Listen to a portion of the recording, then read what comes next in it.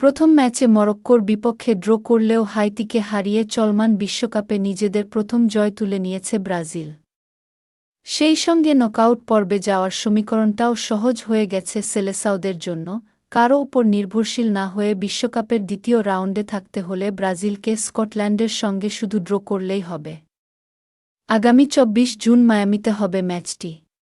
Group পর্বের তৃতীয় ও শেষ ম্যাচে আর একটি পয়েন্ট পেলেই ব্রাজিল অন্তত গ্রুপের দ্বিতীয় স্থান নিশ্চিত করবে। গ্রুপের প্রথম স্থান নির্ধারণ হবে মরক্কো বনাম হাইতি ম্যাচের ফল শেষে। একই দিন একই সময়ে হবে ম্যাচটি। টাইব্রেকিং নিয়ম অনুযায়ী দুই দলের পয়েন্ট সমান হলে হেড টু হেড, গোল পার্থক্য ও গোল সংখ্যা বিবেচনা করা হবে। ব্রাজিল স্কটল্যান্ডের কাছে হেরে গেলেও নকআউটের টিকিট পেতে পারে, যদি আফ্রিকানরা হাইতির কাছে হেরে যায় এবং গোল ব্যবধানে পিছিয়ে থাকে।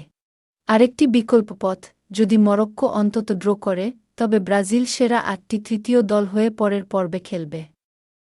আর প্রথম স্থানে থাকতে হলে ব্রাজিলকে স্কটল্যান্ডের বিপক্ষে জিততে হবে এবং আশা করতে হবে মরক্কো যেন হাইতির কাছে হোঁচট খায়। ব্রাজিল ও মরক্কো যদি তাদের ম্যাচে একই স্কোর করে, তবে ব্রাজিলিয়ান দল গোল পার্থক্যে এগিয়ে থেকে গ্রুপ চ্যাম্পিয়ন হবে। আর মরক্কো যদি ৪ বা তার বেশি গোল দেয় কিংবা ব্রাজিল ছোট ব্যবধানে জেতে, তাহলে আফ্রিকানরা শীর্ষে থাকবে।